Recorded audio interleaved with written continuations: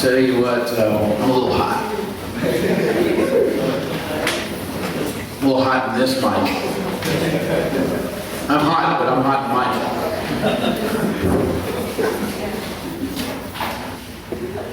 You know, I'm looking and I'm thinking, we may have to hurry up and get to 2 services.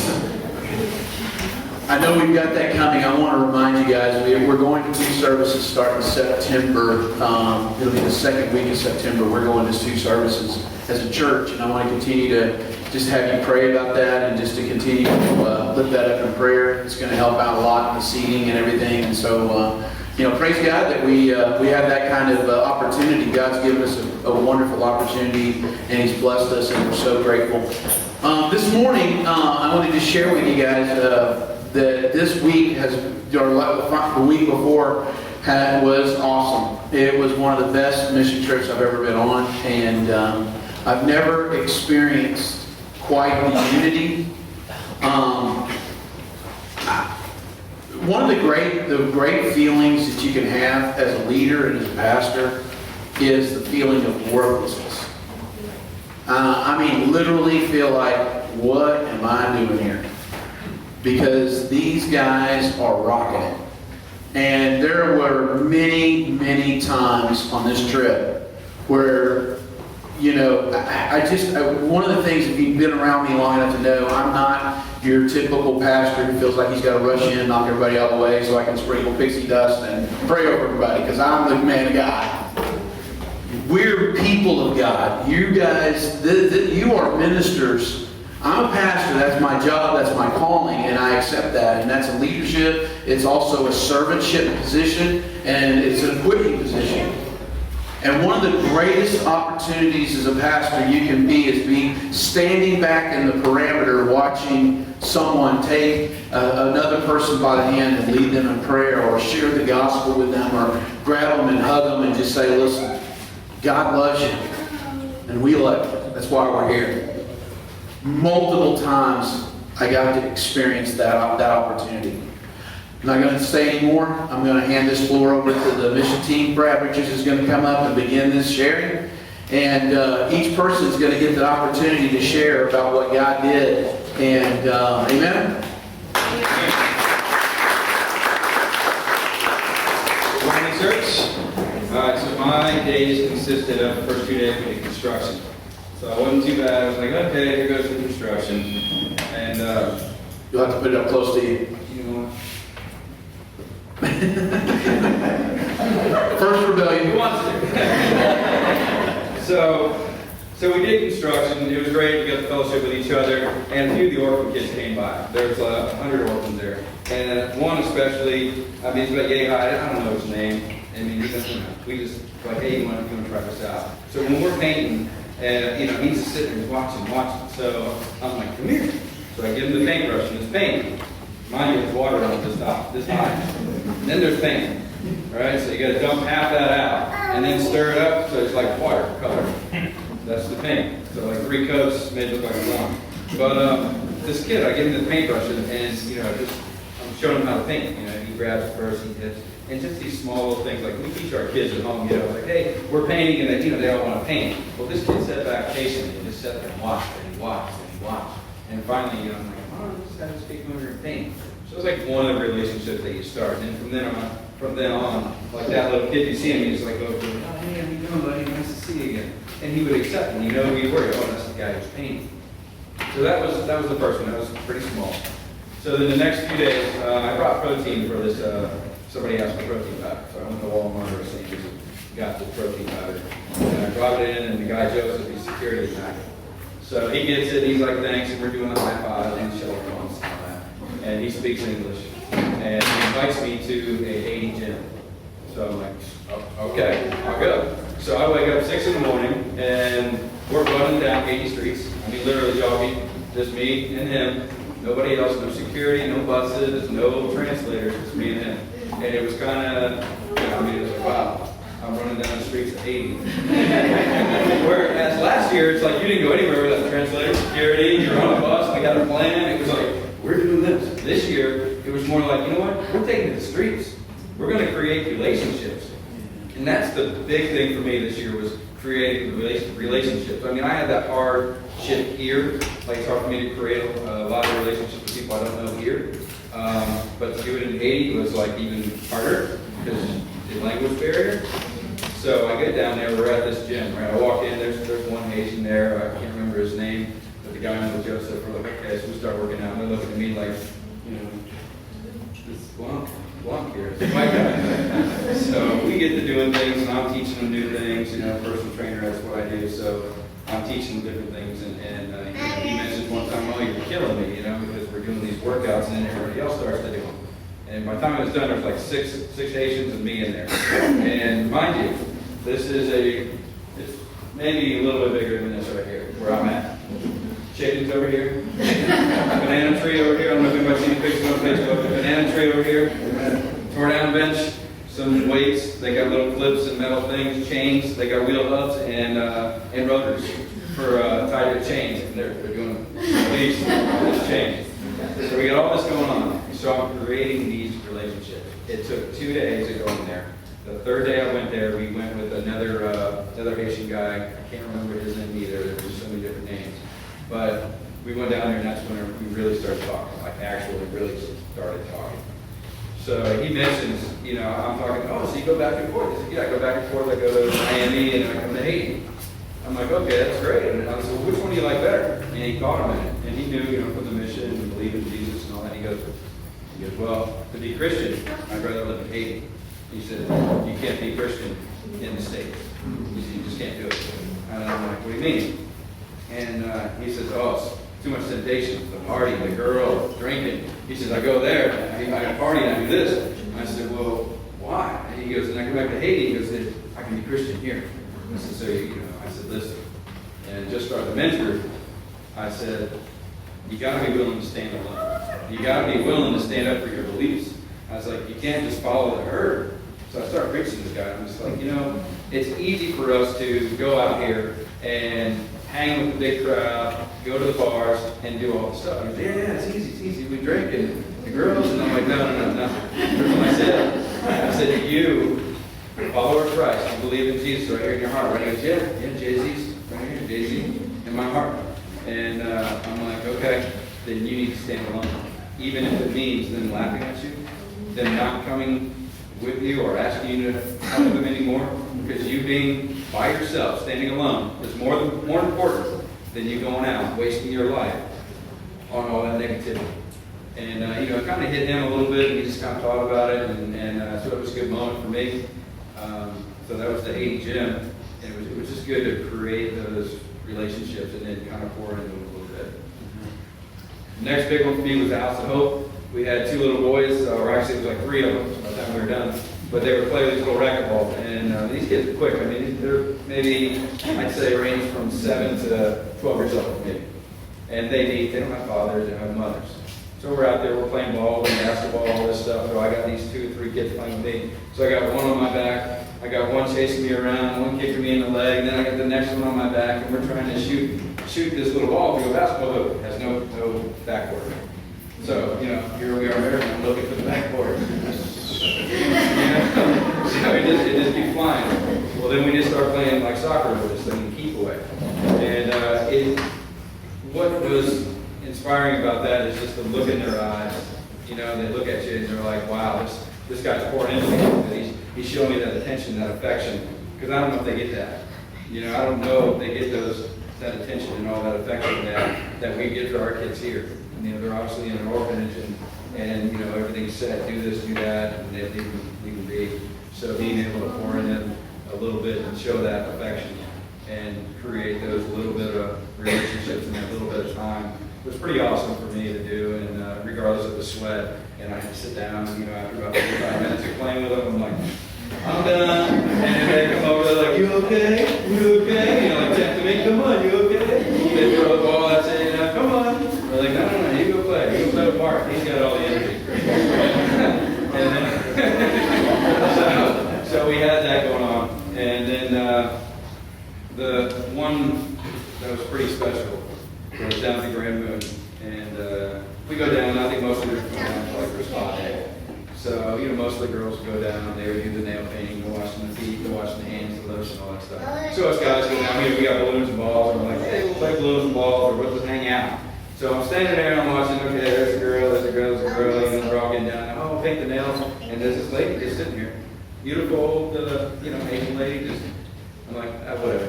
I'm like, nail polish remover. So I get down, I'm on my knee, I'm down here on my knee, I'm like, let me clean this up for you, And I'm like, you want me to do this? She's like, oh, yeah. So I start cleaning the nail, and I'm like, lotion. So I get the lotion, I'm rubbing lotion on this lady's arm, and I'm taking my time, and there's just a look on her face, just her eyes lit up. I think one of the pictures showed it as I was rubbing her. She was like, I think it was I don't know if her knees down. That was it. And her feet didn't smell wonderful by any means, but it was the fact that you're giving that affection and that love, and you're creating this relationship. So I start painting these nails, right? So I'm painting nails. Hey, they might be a little thin. I don't know. So I'm painting it, right? And I'm holding her hand. When I'm holding her hand, and you're creating this bond that I had no idea I was creating. And after I was done painting the nails and they were kind of drying, she reaches, she wants to give me she wants to give me this hug, which was one of the pictures that was on there. Where I'm leaned over and we're hugging like this. And then that was the first hug. Like, okay, that was not bad. Okay, good hug. She stands up now, and it's like your grandmother was my grandmother would just squeeze me and hold me, and it starts to hit me like, wow, this lady's showing me some really intense love, and I'm just like, Lord, let me pour into this, and I just started squeezing and holding her. It was pretty awesome. There were 4 more hugs after that. She walked inside, and she came back out and hug again. And when the toffee bombs came out, the toffee bombs were like sugar and ice in bags. You just cut the corner off and stuck on sugar and ice for a while. Pretty amped, but she gave me another hug. That was probably the most special moment for me, just creating that relationship. Whether I was like a grandson to her or she was like a grandmother to me, it was just, it was heartfelt for me. There's many other stories I could probably talk about, but there's other people out here that want to share. So, thanks for listening.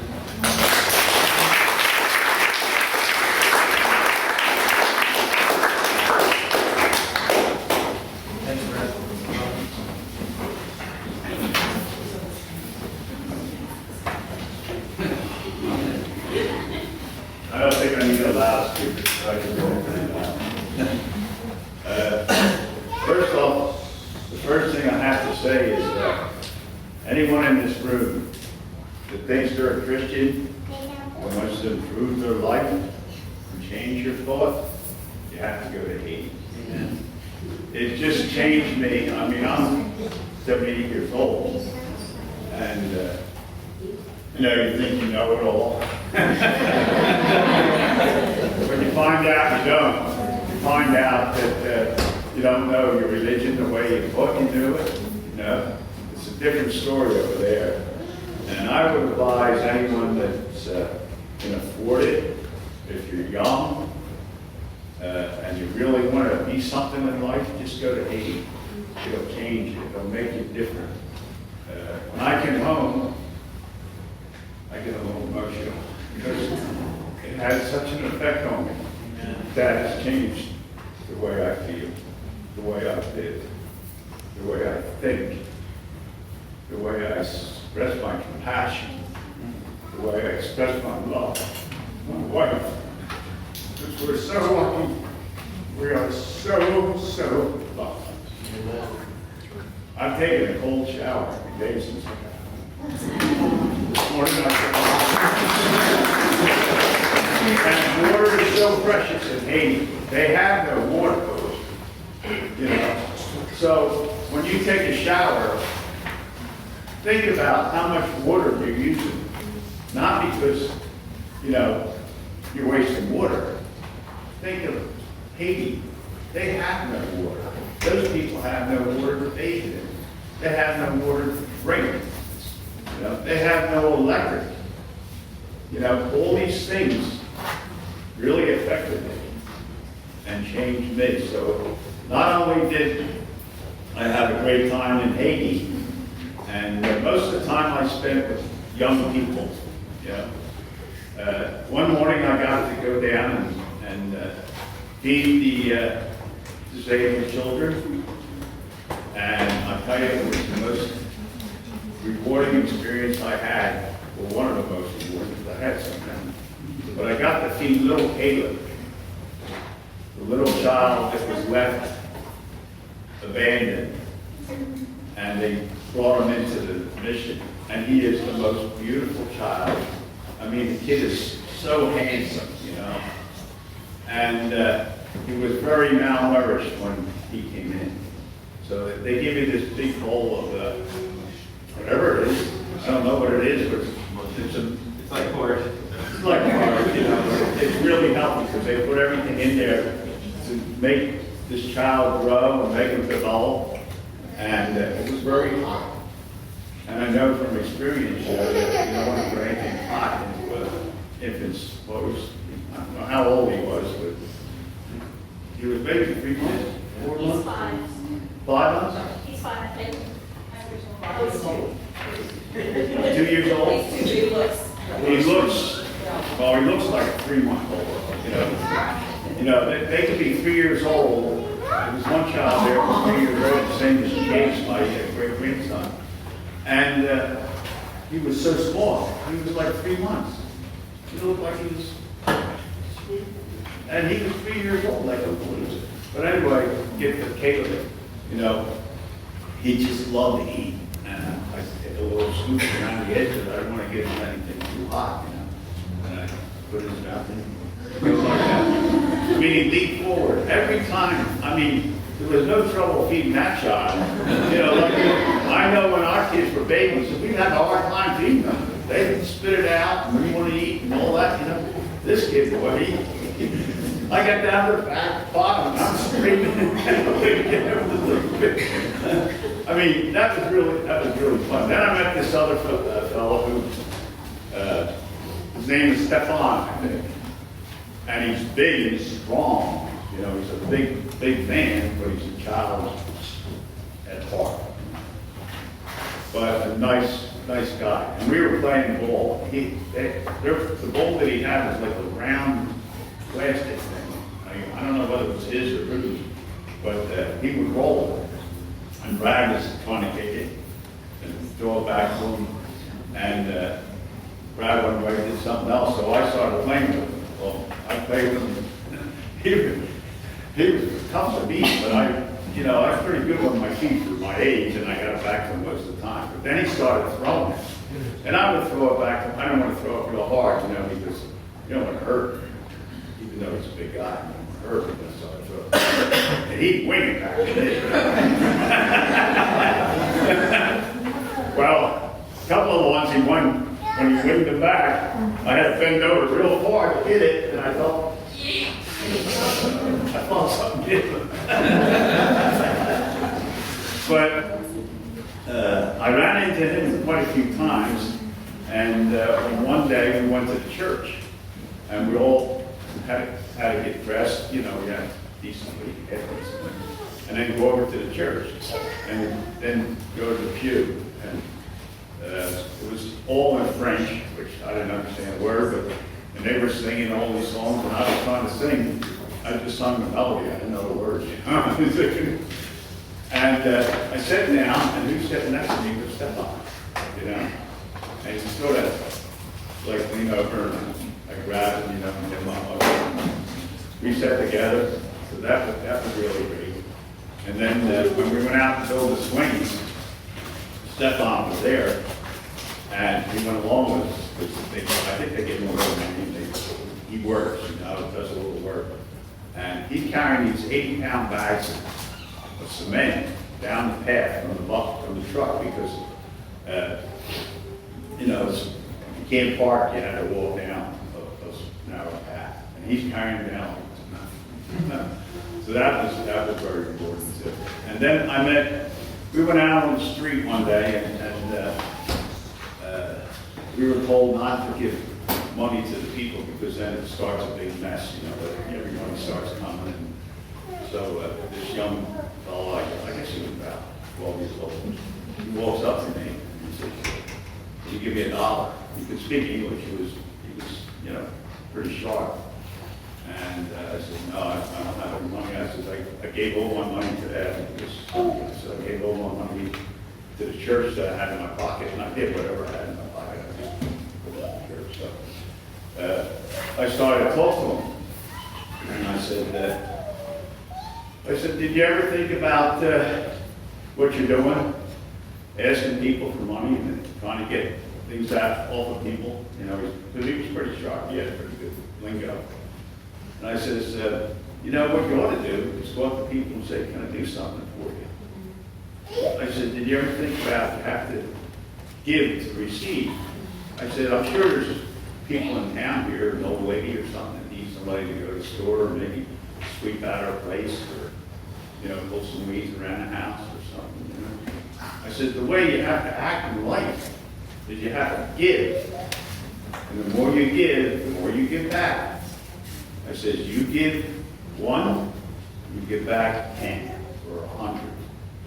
And I told him some of the experiences that I had where I gave and immediately the next week or something God gave back. And I says, that's the way it works. I says, taking doesn't get you anything. So as I was talking to him, I explained that, you know, to get ahead, you have to work hard, you know, you have to be honest, you have to have integrity, and you have to have your word. I said, your word is all you have. If you say, I'm going to be at your place at 7 o'clock, and I'm going to do some work, make sure you're there at 7 o'clock. If you say, I'm going to do this, or I'm going to do that, or if you say, if you lend me $1, I'll pay you next week, you got to pay next week, because otherwise you lose your word, and that's all you have. So as I'm telling you this story, these other kids start coming, and they're listening. And it was amazing because the kids that came seemed to listen more than he did. He was like, I could tell he was like, shut me off a little bit. You know? So I told him afterwards, I said, listen, I'm going to tell you something. You're 12 years old, and I said, you may not listen to what I told you today. I said, but later on in life, you're going to start thinking about what I told you, and you'll say, geez, that old guy was right.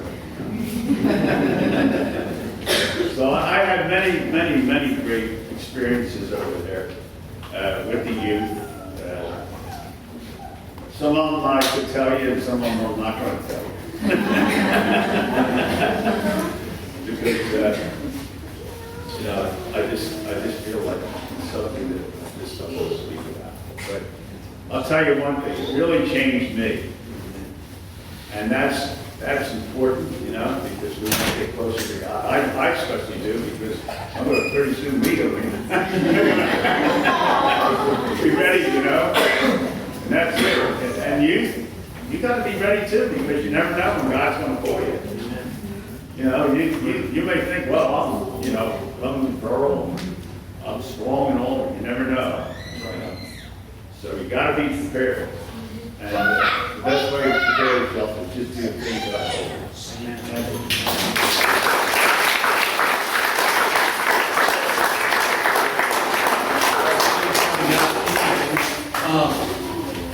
Keep it kind of, guys, around 5 or so minutes, okay? I know Brad and John, they're robust in their speaking abilities.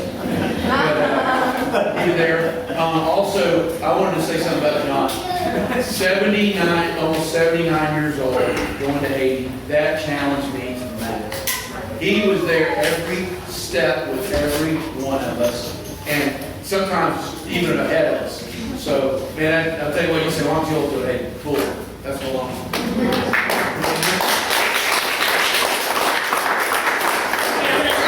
Can everybody hear me? Yeah.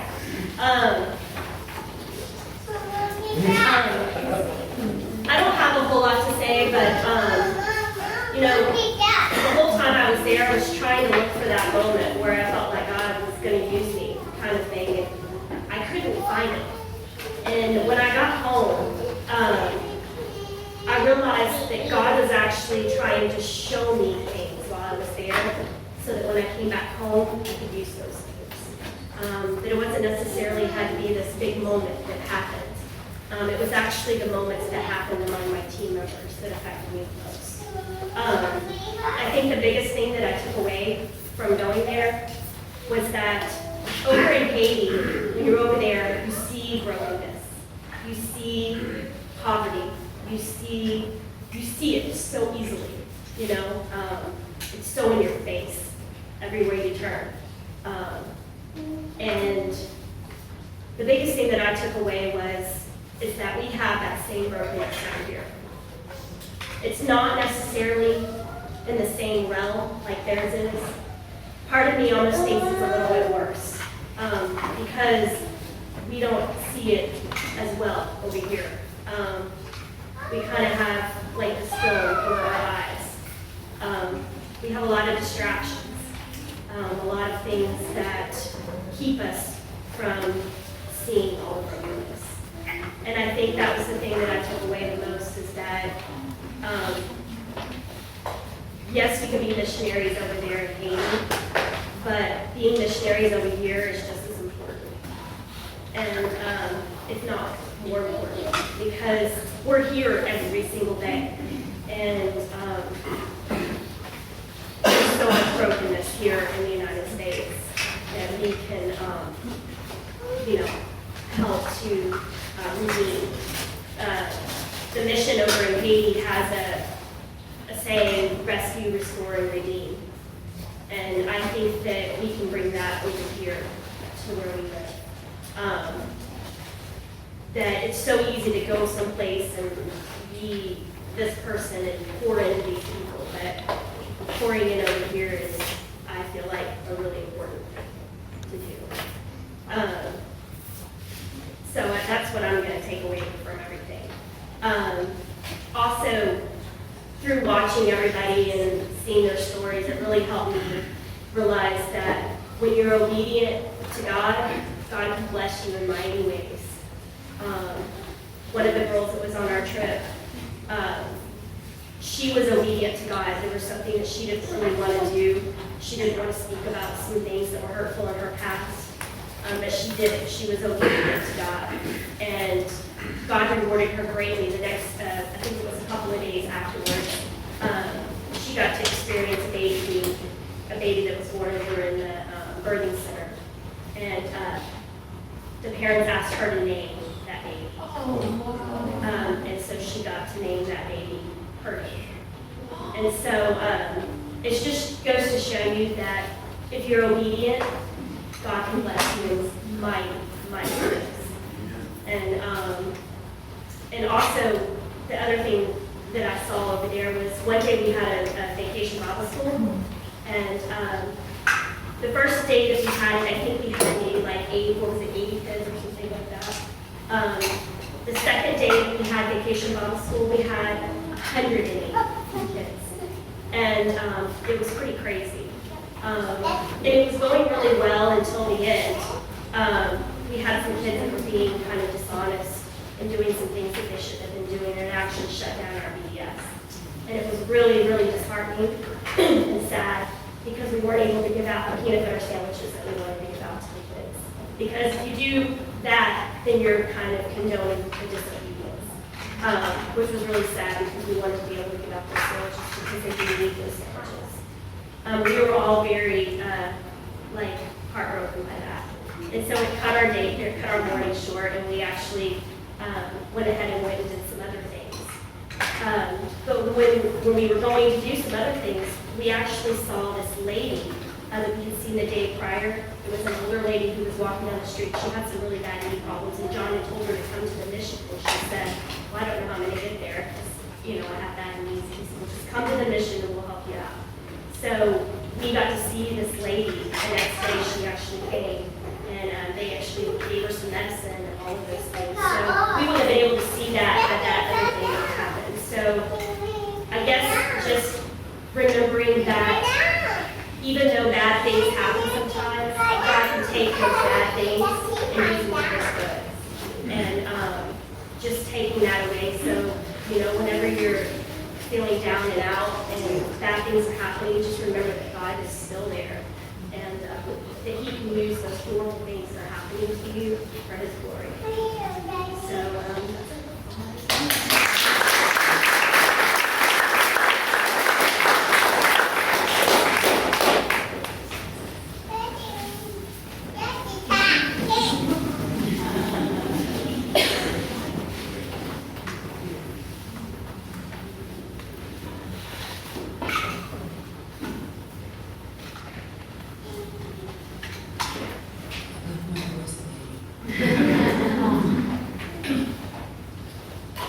Many people don't know me. My name is Serena, and this is my second time to be able to go with this wonderful team down to Haiti, which is a country that is honest.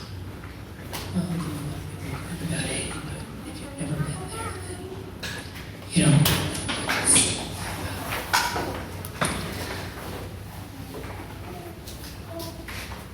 The people are the most compassionate and the most loving and the most open people I think I've ever met. They are so appreciative of anything, and they have nothing. And to that, I just have to give the glory to God, because He's the one that gives them anything that they have, everything that they have. And so in my small way, to be able to go down there and to just love on them is something that is a true blessing in my life. Last year, I'm going to tell you that I had a real hard time when we first arrived with the Miriam Center children. The Miriam Center is a center that's housed in the first level of mission. It's for severely and profoundly disabled children. Because there's two things about Haiti, if you don't know, that if you're born with a disability, or you're too old to take care of yourself and you don't have a family, you're as good as trash. And they throw you on the street. Having been born with a disability, I kind of know what that's like. So maybe that was what was my hang up last year. But I really prayed to the Lord, and I just said, I really want you to help me this year. And I want you to get over, I want you to help me get over my discomfort. And so probably one of the most, Joel mentioned it, but probably one of the most humbling things that I was able to do was to give lotion massages to some of those children and to feed Love Jenny.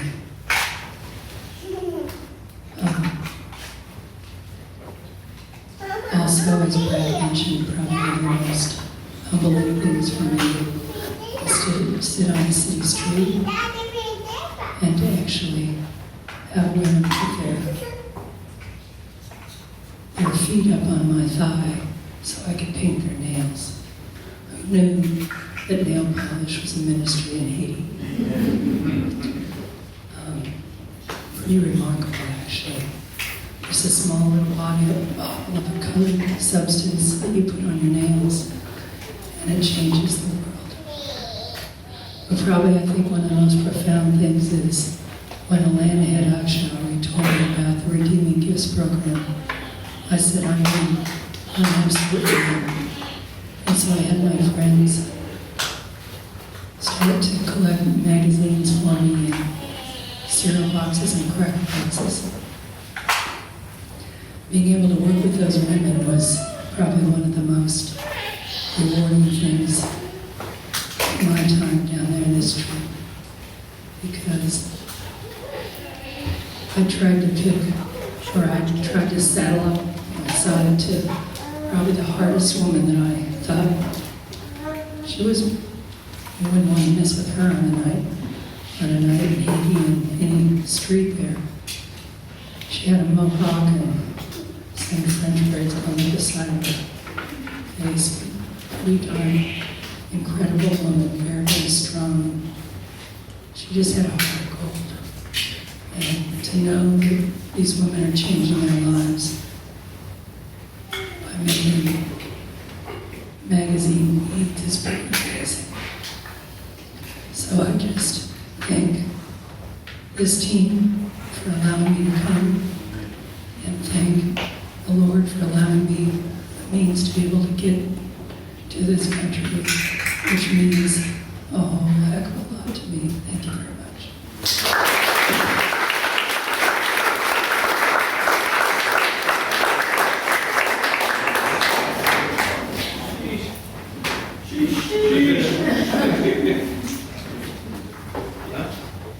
How many is it? Hello. All right. There's a lot of experiences to tell you about. I'm just going to tell you a few that happened to me. Basically, what mission trips do, or what Haiti does, and for me, it basically ripped up my heart, remolded it, reshaped it, and then it put it back in so I could see more things of God. Where to start? I had a bunch of things to say.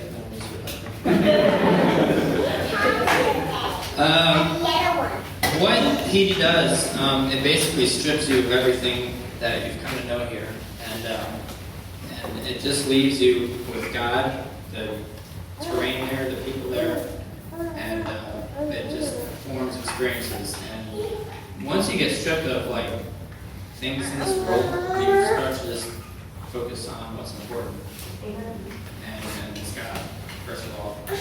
And I knew that I was going to be changed from the trip. I just didn't know how. And the Lord just kind of like put my future ahead of me. And He gave me a tent experience on we stayed on the roofs there in the tents to get away from the bugs and to try to stay cool. And apparently this year was a lot more windy than last year. And I'm sitting there in my tent watching it, and it's like breathing. I'm about to like float away with every gust of wind. And I'm like, please stay here, you know, so I don't have a place to stay. And like one night was insane. Like we had to get some rocks to hold down the tent, and I knew if it kept working the whole night, I would have holes in the bottom of the tent. So like 2 in the morning, I wake up and I'm like, I gotta figure out something, and I go to the other end of the roof and find this huge boulder like this, and I'm walking, and the guy's walking back to his house, and I'm like, oh, well, I should probably hide or something, so he doesn't think I'm do something wrong. Anyway, that was one night. The wind was real bad. I think it was the next night, the night after that, I started unwinding, started being my girl in the tent, and the Lord just hit me up. The previous nights, maybe an hour or two, I'm watching my tent breathe like this, and like wondering what's going on. And the night the Lord started speaking to me, I didn't even notice it then. He just like made me focus on Him and the things of Him and what He has planned for my life, and He's just revealing things to me, and I didn't even notice the tent movies. So I don't know if you guys are at a point in your life where you need some answers, or need to refocus, or escape from sin, or anything on trip that refocuses you. That was one experience that I don't think I've told anybody. But just seeing the kids, working with the kids, just giving them love. I think it changed them, it changed me. I'd definitely like to learn some Creole, so next year there's no barriers. God doesn't have any barriers, but if we're called to share the gospel, if you don't have a translator there, you have so many opportunities. So definitely go back, so I can start learning foreign language, which I can't even remember my name's time, so that's going to be fun. But, thank you.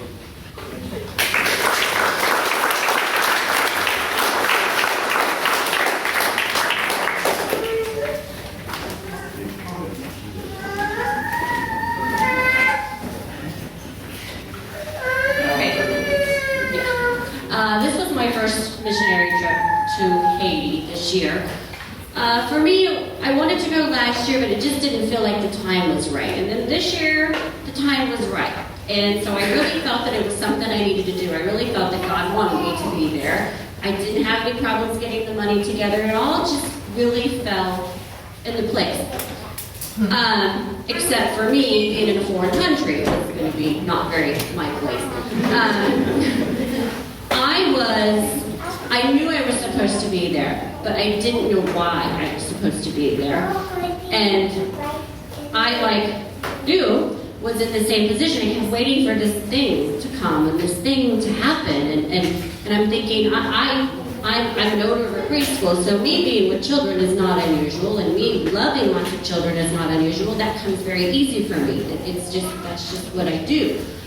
But what was revealed to me by God is that I tend to not love unconditionally, and I tend to not give as much to people out of my circle, out of my school, and out of all of my kids that are in the school. What was revealed to me was that I do love God, but I need to be louder about loving God and trusting in God, because this past 2 years have been really rough for me at the school. Never in my life have I leaned into God like I have these past 2 years, and the blessings that have come from it have been just abundant, and at times I can't even understand why or how it's happening like it is, because logically it shouldn't be, but it just is, and so therefore I know God did it. I know coming back home, a lot of people have this love and this passion, for Haiti, I love it. I did enjoy the trip. I enjoyed the people of the trip. I enjoyed the team of the trip. But what my push was, and what I kept getting pushed and nudged is that my place is here, and that my mission is here, and that mine has to step bigger out of my school, more outside of my friends, more outside of my circle. And it happened yesterday. And my husband and I and my family were heading over to my school just to get something real quick, and we're driving down the street, and any other time I would drive down the street, this man was riding his bike, he's sitting in someone's yard, his head between his legs, you can tell he's hot, you can tell he's not feeling well, you can tell that it's just not a good moment for him. Normally I would just be like, gosh, that really stinks, that poor guy, please God make him feel better, do what you gotta do, I hope he feels better soon.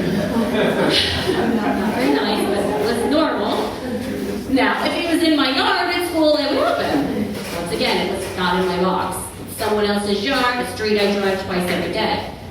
Kelly and I looked at Kelly and said, we have to help him. I said, I don't have any water, let's go to school, we'll come back and get him. So, my fears were beginning to rise of helping someone I don't know, that maybe they're going to hurt me, hurt my kids. I don't know, maybe he's crazy. I don't know. It's a man in a yard and riding a bike. And so we went back to school, got the waters, we came back. Well, then he was riding his bike down the street. So what's my first reaction? Okay, I don't have to do anything. Thank you, God. I got the waters, my feet up. So, but then my heart was saying, come on, toughen up. This is why you went to Haiti. This is what God wants you to do. We turned around, we slowed down, and he's like this on his bike. And it wasn't because he was drunk, because I thought maybe he's drunk. And then I thought, no, he just doesn't feel good. He didn't have any water when we drove by. So we rolled down the window, and I said, are you okay? Do you need some water? And he looked at me like I was this foreign object. And I go, I have some water for you. And he goes, no, that's okay. I'm okay. I said, well, you just don't look like you feel very well. So if you need something, I can give you some water right now. He goes, no, I'm okay. I said, all right. So we went ahead and drove up to the corner, and he knocked on my window. And I'm thinking, oh, God, he's going to hurt me. He's going to knock on my window. Yeah, this is it. God, what are you doing? Like, then for a second, that whole, I'm like, no, this is what he wanted me to learn. I'm reaching out beyond my kids, my school, my family, my great friends. So I rolled the window down. He goes, I really appreciate that. He says, nobody ever would do that. Nobody cares enough to do that. And I said, please just take some water. I said, please. I said, you look awful. And I was trying, I said, you look like you do not feel well. I said, please. And so I handed him a water, and he took the water, and he said, thank you. So, for me, it wasn't the warm fuzzy I got, because once again, that whole experience was uncomfortable, but that's why I went. And that's why God put me where he put me, because I can love on kids all day. I can love on my friends all day. I can give and give and give and give and give to all those people. but I have to give better, and I have to give more, and I have to give outside of that. And that's what I have brought back from Haiti. I mean, I can tell you 500 experiences that we had in Haiti that just, well, brought me to my knees and I sobbed like a crying baby. But all of that led to this office.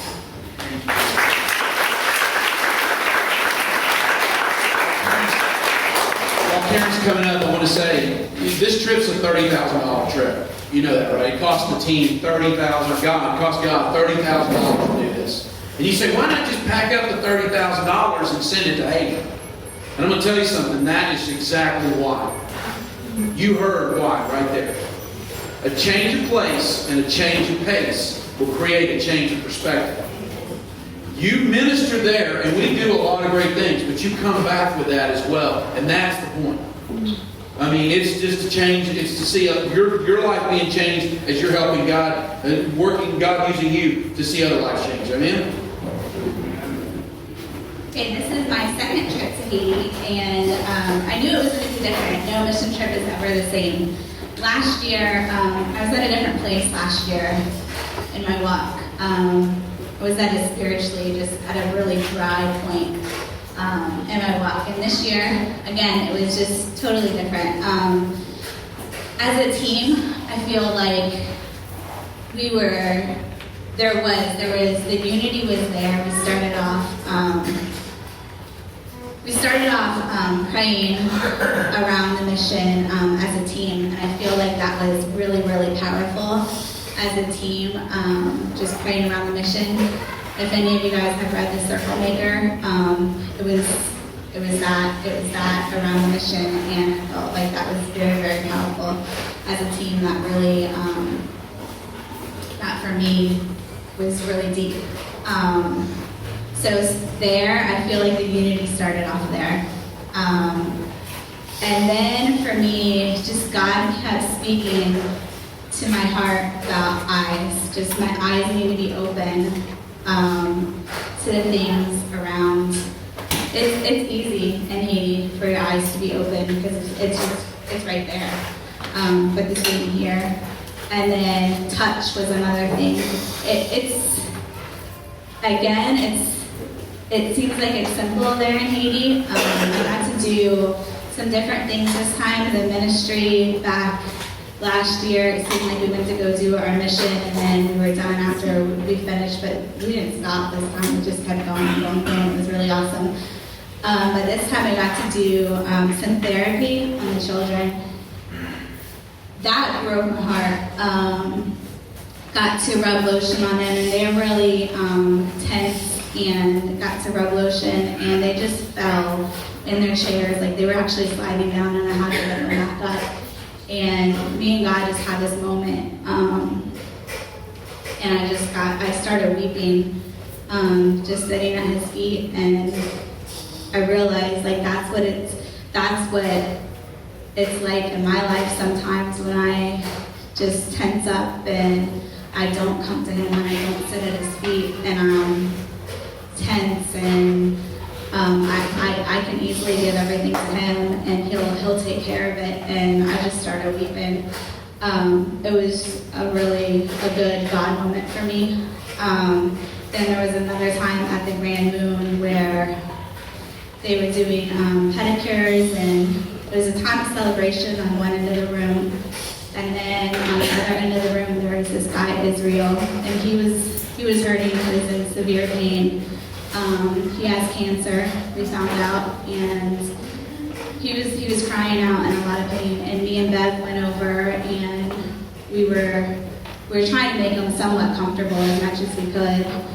And it just broke my heart how much he was hurting. We put cold rags and stuff on him.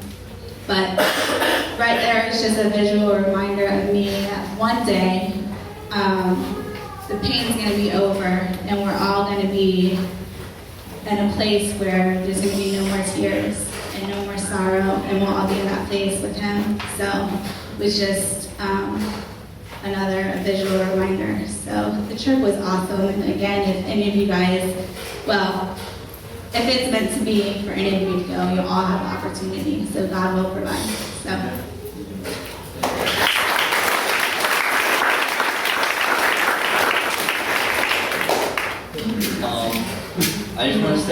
this trip really changed my life, and I'm glad I went. And I'm glad I had a good team. They were a good team. And we went to Ensemble Oregon Day, which is like the voodoo capital of the world. And when we went through, this security guard who kept asking, "Are you guys afraid?" I said no. He's like, "Well, you should be." And I was like, "No, because I know that the God we worship loves us. The God they worship, they worship them in fear." And one day we went to House of Hope, which is an orphanage, and we played basketball with some kids. So they would play, and I was sweating a lot. I was sitting down for like 2 seconds. They'd be like, "Oh." I was like,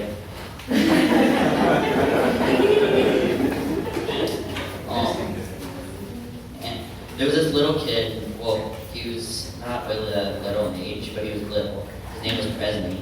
He's 11 years old, and he was one of the bracelet bandits who like sell bracelets, and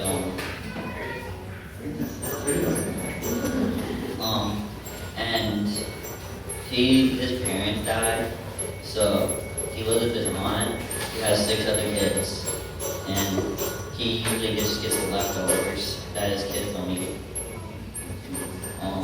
So he would come to mission sometimes and get lunch with us, and I think he gets like beat up outside the mission because he gets fed.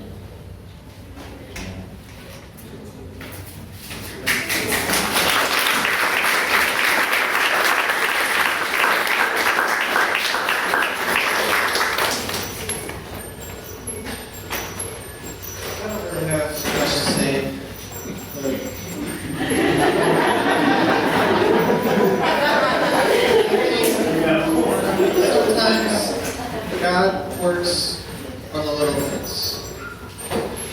I didn't get to experience anything really, really big, I think, in my perspective. But in small conversations with some of the little kids, I could just see that they have nothing.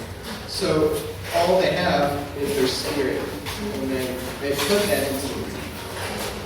It just like makes you feel really good.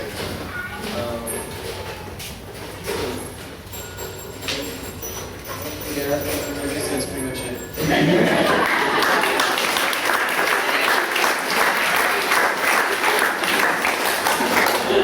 Well, one thing that Micah didn't tell you, that I'm going to tell you about Micah, is he's not a man of many words.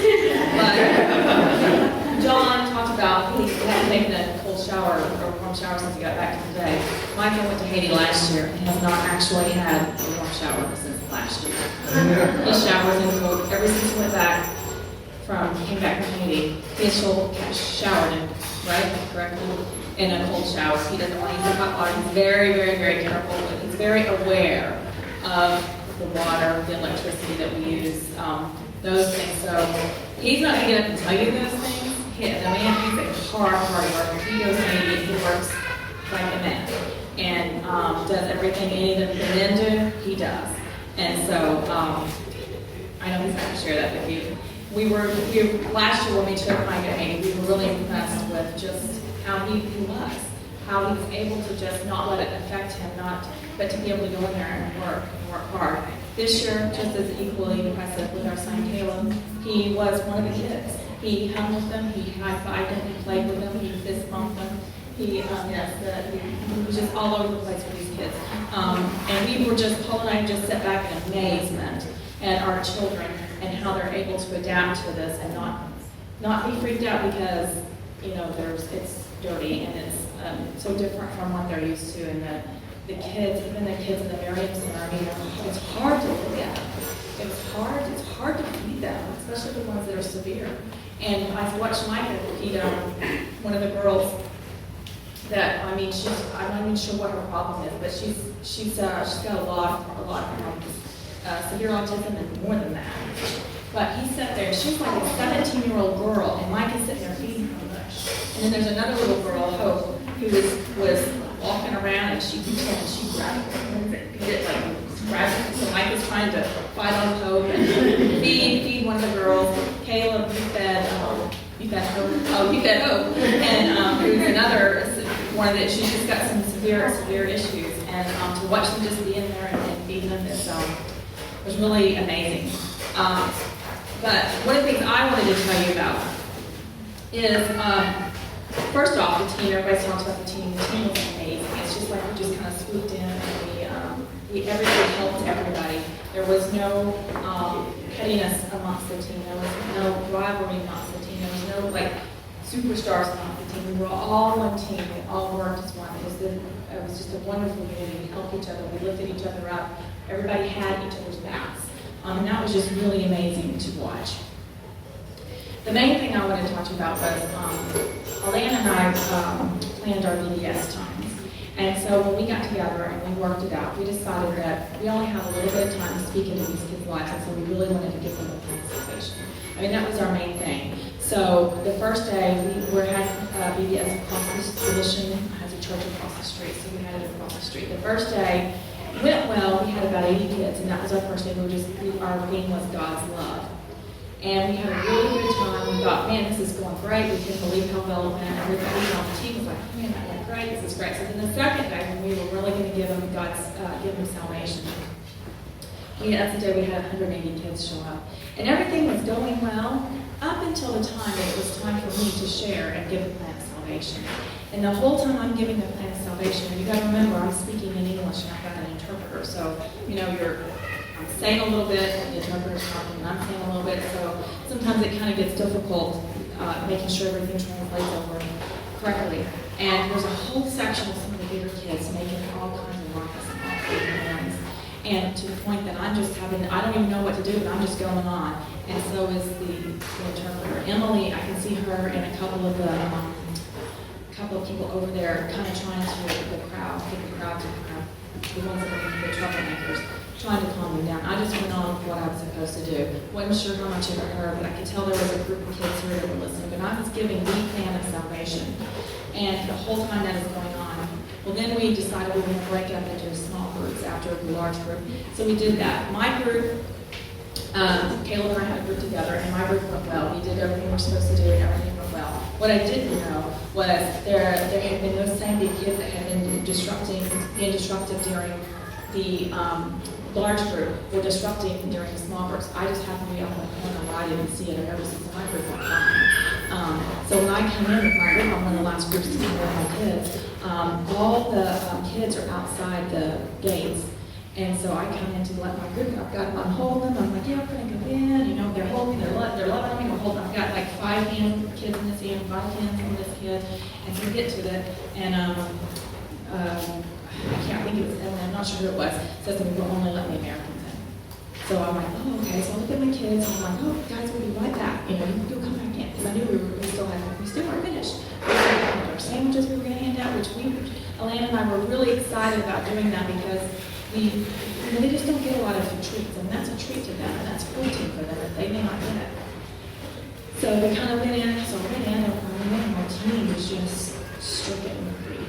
And then Emily said to me, she said, we are going to have to move on. We're done. We can't. She was like, what happened?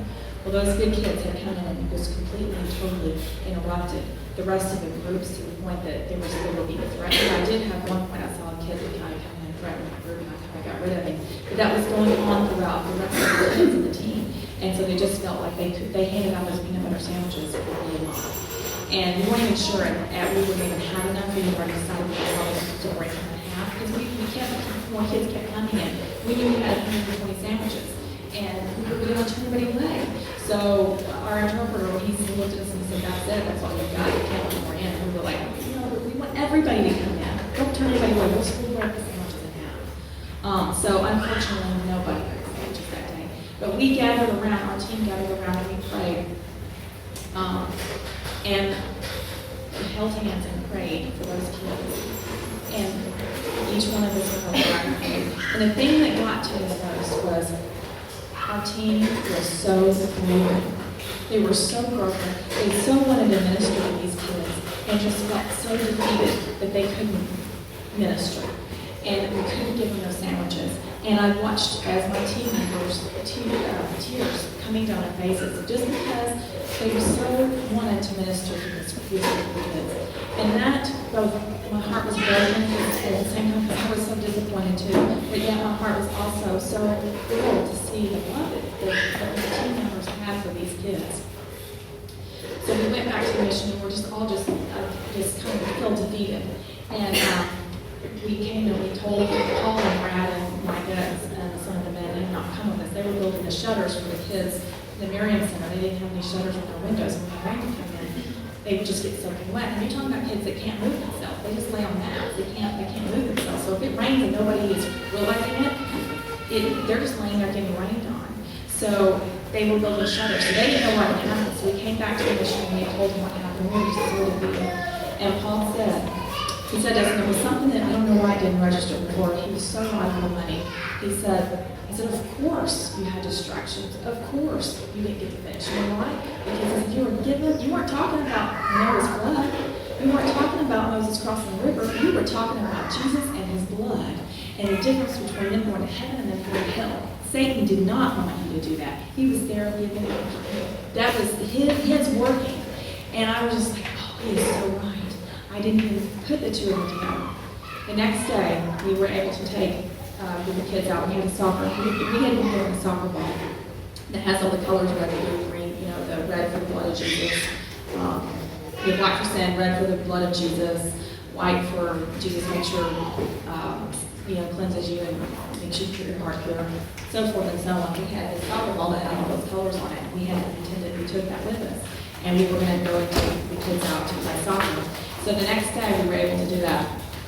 We had out, we were playing soccer, and the women are painting the girls, fingernails. The boys got them out playing soccer. We played for a long time, and then finally it was time to, and we had a great time. It was a bunch of the kids hanging out the mission calling them bracelet bandits because they would sell bracelets for $2 and really want you to buy the bracelets.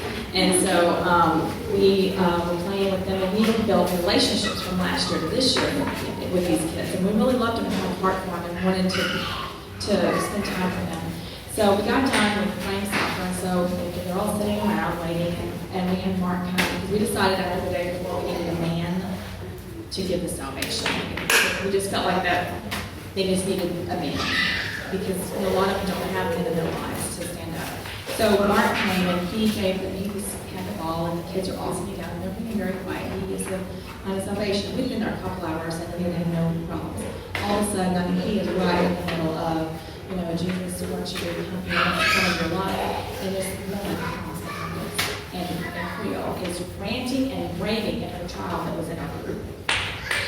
So loud, it was so disruptive. And I mean, I'm telling you, she was just, I can't even explain it. But she was just the whole time just screaming and yelling at her kid. Her kid gets up from the group and goes, and he's talking, and he's back, he's talking to her. I mean, there's just so much commotion going on. And Mark just keeps going, and we're just kind of, and Lana is older, she's just praying, Jesus, praying, Jesus, just, please take this away. And I looked over at John and Lana, and I was standing kind of between them, and I said, every time we share the gospel, we have a distraction like this, every time. And so Emily had told Mark to stop for a second, and John said, no, just keep going, just keep going. So Mark just kept going, just kept going. And finally, they left. And right as soon as Mark was done. And but Mark said, does any of you guys want to follow this Jesus? And every one of those guys stood up and went right to him. And it was just kind of like, all right, Satan, you got us yesterday, but we're not letting you get it today. So that was just a marvelous, marvelous experience. And I'm telling you, yes, please count back.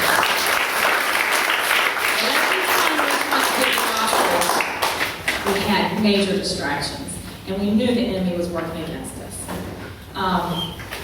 So that was really cool. Another thing that I kind of wanted to talk about was Emily. She is John and Anna's oldest daughter. She's 20 years old. She's in college at NYU.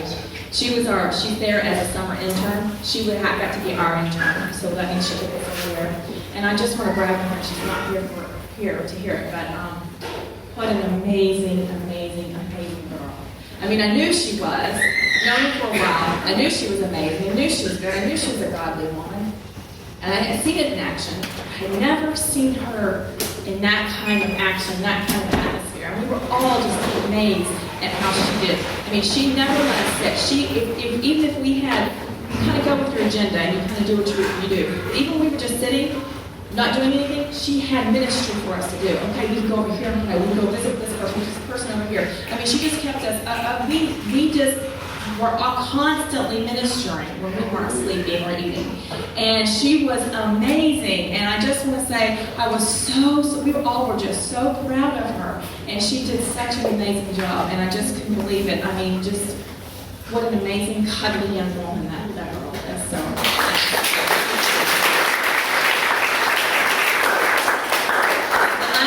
To talk about was the One Life Adventure team. Jamie kind of touched on, a couple of people, Kim touched on it, but one of the things I think that we talked about was not just being One Life Adventures in Haiti, but being One Life Adventures in Port St. Lucie. This is where we live, this is our home, this is our community. It's wonderful to go out and be a missionary in a foreign country, but it's another thing to be a missionary in your own home. So that's one thing that hopefully you guys can join us on that, and that's what we want to bring in. And the other thing is I got a note from Atlanta last night. Durson has got pneumonia. He's from the Miriam Center, so we need to pray for him. He's very sick right now. One of the workers in the Grand died. Tuesday, pray for her. And there was a baby born yesterday that had complications that were taken to the hospital. So she was asking for us to pray for her.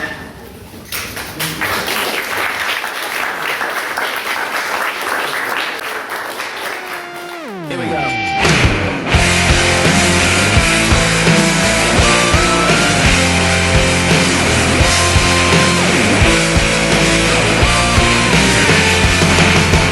Trust in the Lord with all of your heart, and lean not on your understanding.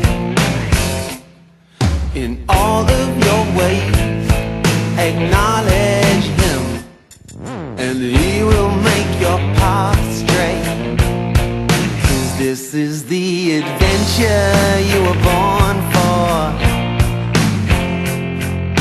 Walking with God, and God walking with you. The adventure you were born for. Walking with God, and God walking with you.